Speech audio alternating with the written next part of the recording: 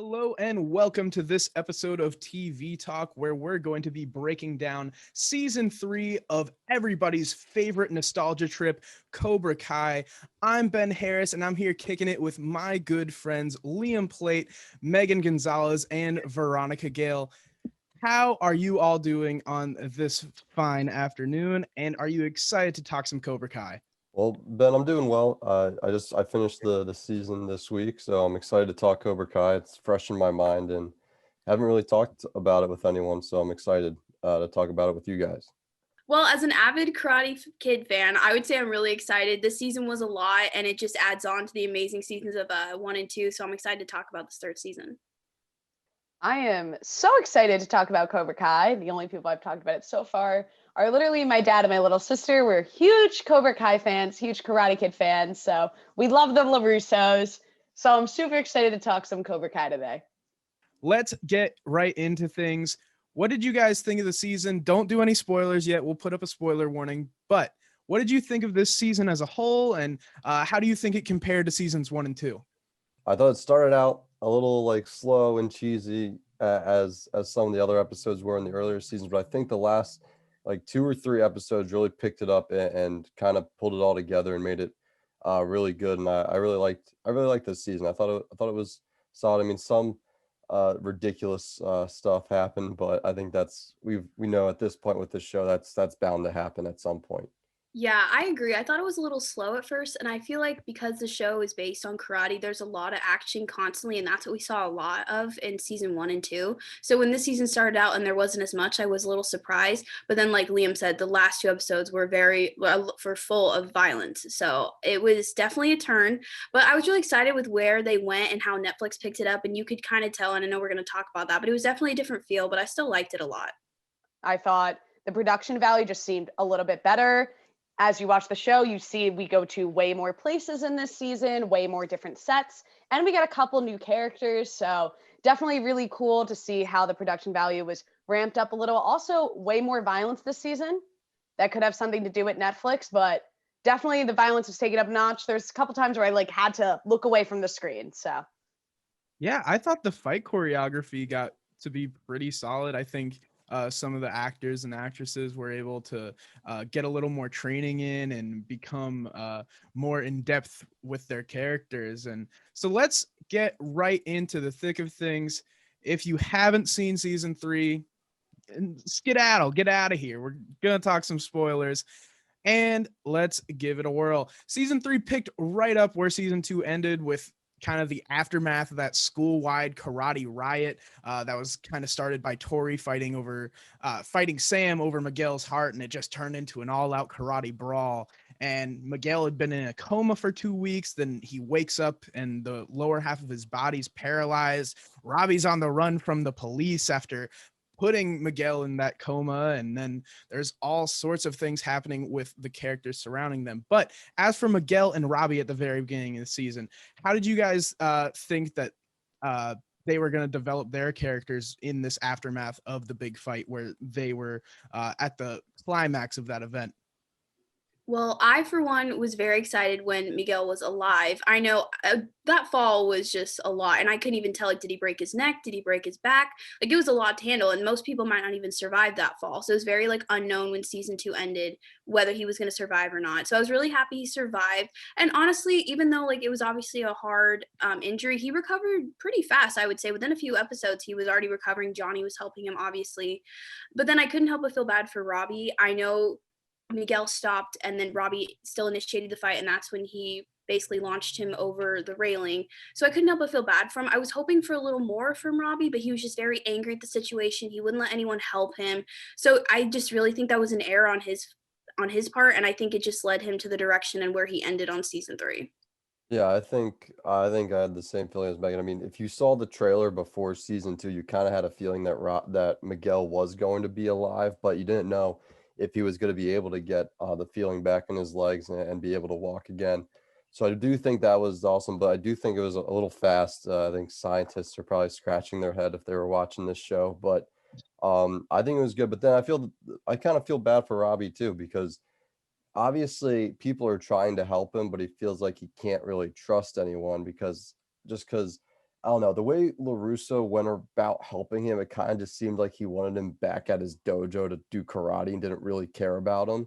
So, but then the way Kreese kind of approached him was like, I'm the only one that really cares about you, and like I can help you and guide you, like I'm your real dad, kind of thing. When he called him son at the end of the show, which was kind of weird, but yeah, I think I don't know. You kind of feel bad for him, but now obviously he's not going down the right path. As for more kind of character situations that set up the season, the LaRusso auto dealership was feeling the effects of the fight at the high school. They were losing customers by the hour. Johnny wasn't doing much better. He's getting in bar fights, ending up in holding cells, and he's without a dojo. Sam ended up with some forms of PTSD from the events of the school fight.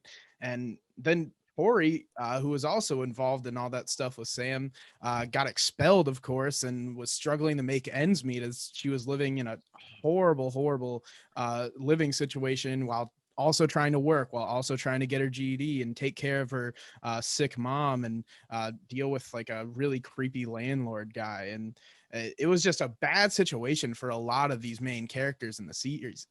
Do you think that people would really boycott people because their daughter was involved in a fight at a school? I personally don't. I felt that was very unrealistic, but And then a company in Japan would stop selling to them too because of I don't know. That seemed a little ridiculous to me. Obviously, the stuff with Sam is probably something very real that could have happened to her with having the flashbacks and the panic attacks based off of that. Um, and then stuff with Tori, we kind of knew that her home situation wasn't the best. But then looking at it, it was a lot worse than it actually seems to. Even though it's her fault that the whole fight happened and she started the whole thing, you do kind of have some sympathy for her, which obviously is tough. But then again, Kreese always preys on the vulnerable people in this show, so he was able to get back in good with her. Now let's get kind of into what Liam led on to with the dealership and the Daniel going over to Japan. He went over on business because the dealership's contract with the slightly Toyota sounding Doyona was taken away via an exclusivity deal with Daniel's auto rival. And so he goes over to Tokyo and he has a bunch of meetings with their top execs, but they're all unsuccessful. So he sees a commercial while he's in a bar and he's like, while I'm over here, I might as well go over to Okinawa, clear my head, relive my past a little bit, which I didn't really understand that. I mean, you just got turned down for like a huge business proposal that was going to like either make or break you. And you're just like, okay, it didn't go well. Time to take a vacation. I mean, dude, you got to get home and figure something out. But he's there. He goes to Okinawa, and unsurprisingly, when he does, he runs into Kamiko, his girlfriend from Karate Kid 2. Now, Meagan, you were a huge Karate Kid 2 fan. I know you talk about Karate Kid 2 almost as much as you do the first one. What did you think when you saw Daniel heading to Okinawa? Honestly, that was probably one of my favorite parts of the season. For those who haven't seen the second movie, I really like it just because Daniel and Mr. Miyagi travel to Okinawa because Mr. Miyagi's dad is dying. And the whole movie, you're really just learning more about Mr. Miyagi and like how he was taught, where he grew up, the relationships he had. And I really loved it because I really think that's when like him and Daniel became best friends. He became the dad that Daniel didn't have. So I really love that. And it was a great moment for them. So the fact that they brought back these two characters and they're the exact same actors. Sometimes they try to like recast them and it's not the same. These are the exact actors that were in this 80s movie. And I think that's a great addition that Netflix did, bringing them back. And that's one of my favorite parts about this show too, is they're bringing back all these actors that were in all the original films. And it just, for Karate Kid fans like me, it's just the nostalgia and just seeing them and just seeing how they look now, like years later, and just their character development. It's just really fun to watch. How did you guys feel about the relationship between Daniel and Chosen and those episodes and kind of that character arc? I thought it was interesting, their relationship. Personally, I was more in that time more interested in what was going on back at home in California rather than what was going on with LaRusso. So I just personally was kind of about that whole arc. Like it was nice to see, but I didn't need it to be as long as it was. I did enjoy, however, when he hit the pressure points and like the arms would go down and they couldn't fight. I thought that was super interesting. And I kind of wish that was like a bigger deal later in the season. I know he uses it against Kreese at the very end, but I kind of wish maybe he was like showing Sam how to use it and she could have used it in the fight against Tori or something else, like just brought that back more. Kind of on the same page as Veronica. I was excited about what was happening back in California, so I thought it was cool. But I still thought it was interesting to see everything that went on. How like even the great All Valley tournament champion didn't know something about karate, so it was interesting to see him kind of become the student when he's been the teacher in this show. Yeah, I think it just goes to show that like Liam just said, you could be the master at something, but there's always room to learn. Daniel like mastered karate through Mr. Miyagi, and he's still learning as he goes. He's learning to be a better dad, he's learning to be a better sensei, and he's learning just to be a better person. And all these different events that are taking place, like his rivalry with Johnny, all these difficulties he's having with Sam, and just going to Okinawa is just really showing like his character development. Back home during this time while Daniel's in Okinawa, Miguel's having a bunch of money issues, being that he was already poor and now has to face off against another undefeated champion, the American healthcare system. So he's having trouble, him and his mom paying for his medical bills. So the Miyagi-Do kids start a car wash fundraiser to help raise money for his medical bills. But the enemy, trying to save face after paralyzing one of their own, kind of rubs the Cobra Kai kids the wrong way. And so they kind of beat them all up and rob them. And one of my favorite quotes that I can't really say on here comes up from the series, but a lot of drama going on there. What did you guys think about the events going on back home while Daniel was off in Okinawa with Miguel's storyline and getting him back to good standing? I just thought that really added more to the drama between Cobra Kai and Miyagi-Do, you know, because we're ramping up to this big fight at the end. So the drama is just getting worse and worse and worse between these two clans. And that was kind of really just a stepping block into what we saw later in the season with the whole fight at the LaRussos. So definitely kept the character arc going forward. Actually, that was one of the things that really bothered me. Is I feel like the whole season, all the Cobra Kai kids are constantly blaming everyone in Miyagi-Do for what happened at the end of season 2 with the whole school fight. But if we acknowledge it, Tori is the one that started it. Tori was in Cobra Kai. She's the one that started the fight. And all the Cobra Kai kids had no care in the world to join this fight and just to obliterate everyone in sight. Basically, that one teacher got flipped, like all the random kids that got in the fight. They did not care. So I don't see why they're putting all the blame on Miyagi-Do. And while Miyagi-Do is trying to make up for it by like getting Miguel all this money, and they're trying to do right by it, and all the Cobra Kai kids are so brainwashed, they don't want to realize like all the things they've done wrong in the situation. They just want to blame other people.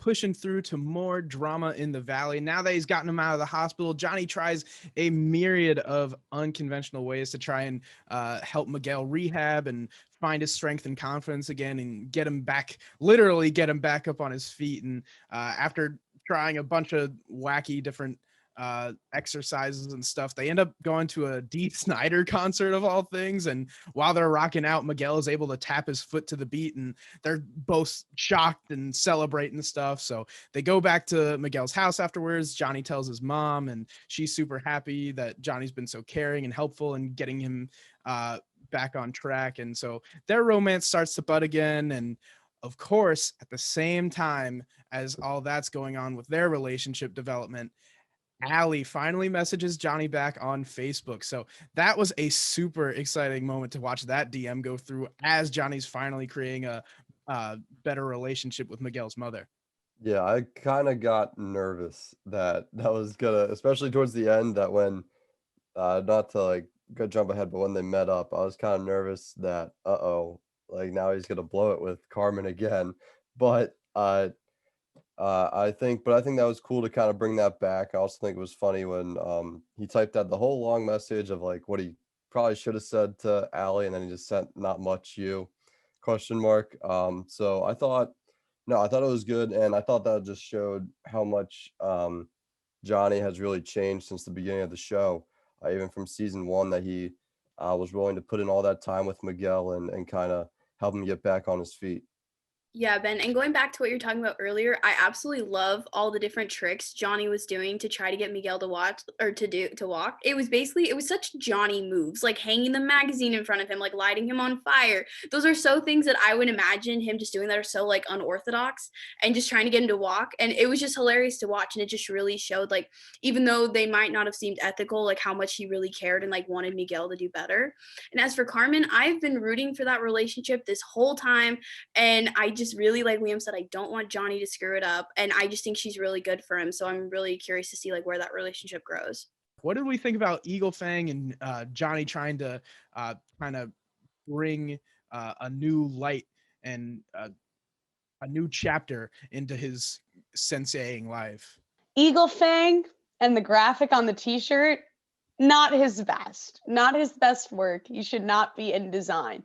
But I really enjoyed, he's trying to step away from Cobra Kai and he's still trying to help these kids. Even though he has no money, he found a way to do it for free. So definitely great to see Johnny moving forward. Yeah, it was definitely exciting to see him kind of take action now and try and change it, because through the majority of the season, he was kind of just focused on he didn't know what to do or how to fix it. And then he kind of got helped out Miguel, and then he came back and, Miguel kind of gave him the idea that he has to start his own dojo now, that he has to try and at least take Cobra Kai down now at this point. It's something that he created and now he has to try and take it down. So it's awesome to see him take action. I mean, Eagle Fang is a cool name, but I agree with Veronica that the t-shirts were not the best looking. Yeah, and I think all of his new students, I don't want to say it was like a blessing in disguise, but really that they all got booted out of Cobra Kai. I think it just helped them realize like the monsters they had become and like how they needed to change. So getting booted out and not being able to continue at Cobra Kai was really like a great like thing for them. And I think they're really going to thrive with Eagle Fang. I also don't know how I feel about the name or the t-shirts. Not my favorite, but I love the whole he's starting over. What did we think about when Robbie really finally got taken under Kreese's wing? One thing that really made me mad was when he just got out. He just got out of jail, and LaRusso and Johnny are there. And the first thing LaRusso says is like, "I'll give you the home you need at Miyagi-Do." Like, already trying to get this kid into karate. Like, he just got out of jail because of karate. So maybe he doesn't need karate in his life right now. So maybe don't mention karate in front of this kid and just focus on helping him get back into life as a normal citizen and not as a prison mate. But the whole thing with Miguel and Sam, I don't know how to feel about it. I think Miguel just needs to take some time for himself, forget about relationships for now. But I don't know. I just think it makes sense as to why Robbie would be mad seeing them together. But I don't know. I don't know how to feel about that situation. So I think it's interesting, and it's just only gonna fuel the fire. Yeah, I think all four of us dislike that relationship getting rekindled, because I know the four of us none of us are fans of Sam. I like Sam a little bit. I know that's a hot take, and I see you all shaking your heads and booing me, but I think she has good intentions and just terrible results is what's up with Sam. Okay, I agree. We all know I don't like Sam. I think she's a good person, like deep down inside, but she makes terrible decisions. Her and Miguel are just toxic. Like, I'm sorry. They just bring havoc. And honestly, it's hard because, like, I've always liked Robbie. Like, throughout the first two seasons, I always liked Robbie. But then this third season, like, he's pushing everyone away. He doesn't talk to Sam. And then the first time you see Sam, of course, I wouldn't want to see her with Miguel either. But then you're going after Miguel after you just put him in a wheelchair. Like, you need to calm down, bro. I do have to say, I think it is important that Miguel and Sam are together for plot because they're bringing the dojos together. So, it might be bad for Miguel and Sam, but it's great for everyone else. So I'm supporting. And as for another toxic relationship potential scenario, Allie came back out of nowhere. Her and Johnny have a beautiful all-day date, which of course happens the day after he finally gets together with Carmen. And him and Allie go on this beautiful date. They get lunch. They go play mini golf. And then the night ends. They go to her family's country club party because it's the holidays.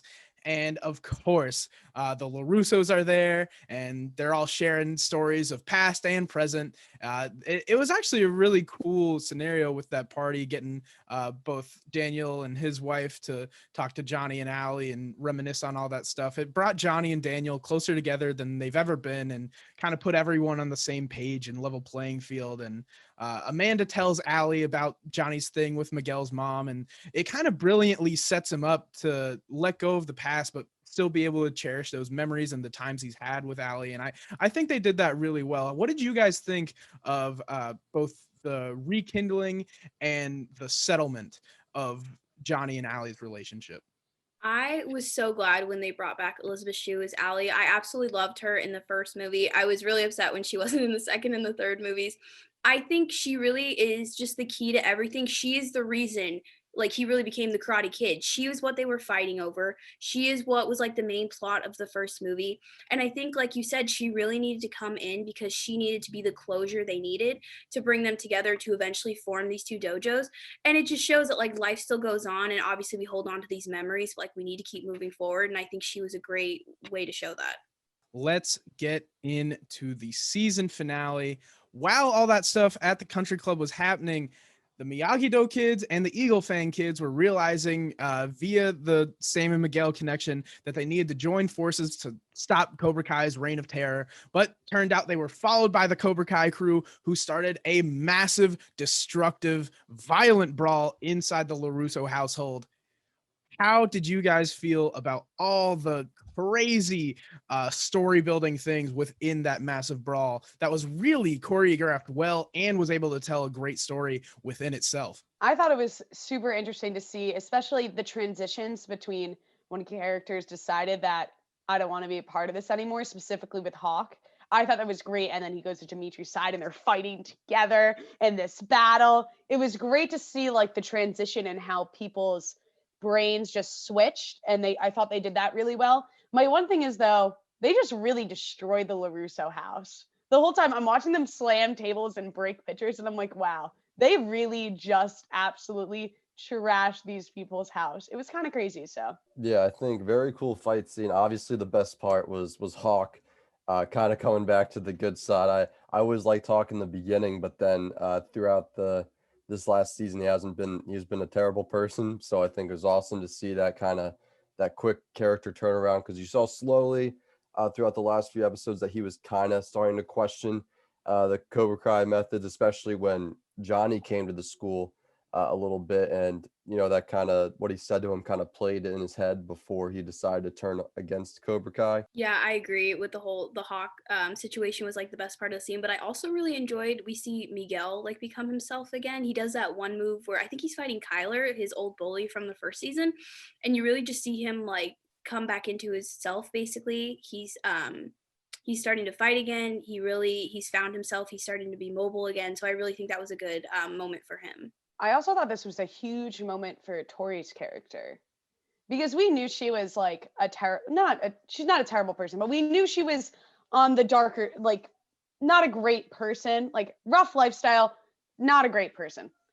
But definitely in this fight, you realized how bad Tori was. Like she was absolutely showing no mercy. Like she honestly probably would have killed Sam if Miguel didn't step in at the end. Like she was coming, like she was going to be dead.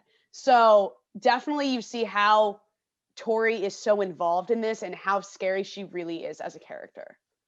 Yeah, I agree. She's a hard one for me. I want to keep rooting for her. I want her to redeem herself. And I feel for her with like her family situation and how they're poor and like her mom is sick and she has like that weird landlord.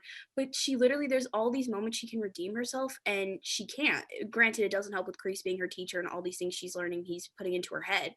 But she has yet to redeem herself and show me that like she's actually a good person. At the very beginning of the season, it's like, oh, we are empathizing with her. She has all these things going on in her personal life that she's struggling to deal with. And then, like, they wrote her in at the end as kind of like, oh, everything that happened at the end of season 2 is still just carrying over. She's just hating Sam the whole season. And, oh, she's tracking down Sam in the laser tag place, and then she's just going full evil villain trope. I like at the end of it, you just don't feel bad for anymore. And it's not like you have to feel bad for the character. It's just like she becomes kind of like this unlikable, like very forced villain trope. I didn't love what they did with her character toward the end of the season. Yeah, and I think one thing that really didn't help her character, that kind of maybe would have set it off, is her seeing Miguel at the sushi restaurant where she worked, because they didn't have a good conversation there, and they kind of got into a little fight. So I think that probably didn't help, and it probably fueled her, like made her hate Sam more, kind of thing, like wanted to take her down more. But I think in that fight, it was also a big moment for Sam, if you think about it, because of she finally got over her fear of kind of having to fight Tori. She's going to have to deal with her at some point. She was able to gather herself. And then you think about how when her dad took her fishing earlier in the season to kind of help her deal with that fear, it definitely came out with fighting with the bamboo stick. And I think it was a big moment for her that she was able to face her fear and kind of overcome that and have to take on Tori. And of course, part of the reason Tori has kind of become this full violence on the brain kind of character is because of the mindset Sensei Kreese has implemented within both his dojo and especially with her. Kreese's story is told all season long, both through his actions in the current day and via the Vietnam flashbacks. And this episode was certainly full of them, showing when Kreese and his platoon were taken as POWs, and he was forced to fight his captain to death over a pit of, you guessed it, cobras. And so that winner takes all kind of mentality, never quit, be the aggressor mentality is certainly shown when, after Johnny leaves the party, goes back to Carmen's, and after the party, and sees Miguel all shaken up and bloody after the fight, he rushes the Cobra Kai where he finds Kreese training his son Robbie. He has to fight both of them, is able to get Robbie away from the situation, and with relative ease. It was really cool seeing Johnny in this fight scene, having to not only fight Kreese but also fight his son in such a tumultuous moment with their father-son relationship, and also trying to uh, diminish the father-son relationship created by Kreese between him and Robbie. And Johnny almost gets killed until Daniel also shows up after finding his house all trashed, and he has to fight Kreese and is also almost killed, but he does the super secret Miyagi paralyzer move that Chosen was teaching him earlier in the film, or in the series. And it was just a huge moment for the series. Tell me what you guys thought about the fight in and outside of Cobra Kai. I thought that fight was super interesting. Just super interesting to see how, like, you see Johnny being like, I don't want to fight you, Robbie. And like seeing that mentality, I thought was really interesting. And even when he does finally hurt Robbie, like he's like, oh my God, I'm so sorry. Like, I didn't mean to do this. You really see that Johnny genuinely cares for Robbie. But my favorite part was actually the end, because I think it sets up the next season so beautifully. When you have Kreese and Robbie, Johnny and Miguel, and then Dan and Sam, and like you see the three people, like these are the power groups. You see the leaders of like each dojo, and you know the tension, and that's kind of like where it's like the triangle of the worst people that hate each other. You know, I thought that was super interesting. Yeah, I thought that fight was a really important scene. I think that Johnny, the way he handled it was probably the best he could have, especially with his own son attacking him. Like he tried, like deflected at first, like he obviously didn't want to fight him, but then it's self-defense at that point. If someone's going to keep attacking you, whether or not he's your son, you're going to have to do something eventually. So I think he probably handled it the best way he could. And then obviously the whole fight with Johnny almost getting killed by Kreese, I think was really scary. But then of course Looser coming in, I think it was really cool to see him use that move in the that he learned in Japan, and possibly maybe we see that move later in season 4. If maybe someone uses it at the All Valley tournament. I don't know if that's legal or not in this karate world, but maybe it is. So I could definitely see that coming up. But I do think Veronica said it perfectly. It was really cool to see all three of them. And obviously those are going to be the top 3 contenders in that tournament. Also, you can include Hawk in there too, but he wasn't present in that scene. Yeah, and Ben, just kind of going back to what you're talking about at the beginning, I really enjoyed the season, like how they went back and they gave us some history about Kreese because his character has been in like basically every single movie, every single spinoff. Kreese is like the main antagonist. And showing this flashback, I think just reiterates, I think Mr. Miyagi said it in either the first or the second movie, but basically that there are no bad students, just bad teachers. And we see that like Kreese was a good person, like he defended his then girlfriend. He was just a bus boy. He was quote unquote like no one, and then he went to the army and he had this one sergeant, and that's who really like created him into the monster he is, and he's just been like reteaching that knowledge to all of his students and creating these monsters. So I think it just showed that like they're the students have a choice, but really when the teacher just keeps like beating it into their head, that's who they become, like who they are. But as for the last fight, I really enjoyed like they were talking about Daniel and Johnny coming together and forming this new dojo, and I'm just really excited to see like what that holds for season 4. What do you guys think is going to happen in season 4? And do you think this setup is going to be, was it too much, too little? Are you happy with the ending of this season? Do you think it was just too much of a lead into this next season? What are your thoughts on what season 4 is going to bring and how this transition is going to work? I'm so excited for season 4. I think it's going to be great. I think season 4 is going to be the last season of Cobra Kai. That might be a hot take, but I think we're done after this. Definitely, you have it set up where it's good versus bad now. Originally, it was kind of like intermean. Like, there's a couple good kids in Cobra Kai, and there's a couple bad kids in Miyagi-Do. So it wasn't like, you're rooting for one, you're rooting for the other. It's like, besides Robbie, all of Cobra Kai is just bad at this point. And Miyagi-Do and Eagle Fang are good. So you definitely have that war going. I think the next season, it's going to end in an All Valley, obviously. I think Johnny and Danny, they're going to have problems. Miguel and Sam are going to have problems. Maybe a romance between Tori and Robbie. Who knows? I'm excited. Why was I gonna say that exact thing? I was literally gonna be like Tori and Robbie ships. I think yes, I would ship that. They both have the brooding personalities and the troubled childhood. I like that pair, and I also agree there's gonna be an All Valley tournament. If I had to guess, I'm gonna go with Miguel. I feel like he's gonna be the new champion yet again. But I'm gonna throw a shot in the dark. It's not gonna happen. But little Bert, the little blonde boy with the glasses, I love him. I want him to win. Give it to the underdog. I'm just gonna throw that out there. I hope I speak it into the writers of Cobra Kai season 4, but that's what I hope. Yeah, that's something the Robbie and Tori thing. I was like, oh, I wonder what if they're gonna get together. Something I thought of earlier. So I definitely could that'd probably be the most predictable thing. But I think the most predictable champion of the tournament is probably going to be Miguel. That'd be a great comeback story. But I could see them going another way where maybe Miyagi-Do and Eagle Fang don't get the All Valley tournament, and it kind of goes into another thing of Kreese staying, and maybe Robbie wins.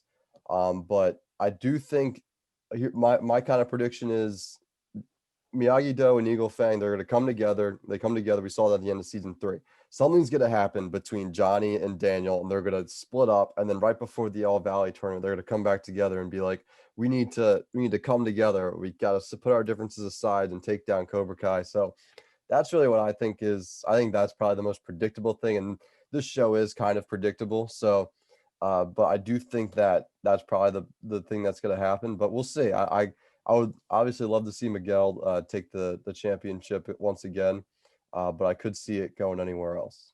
What a season of Cobra Kai this was, and what a recap show this was.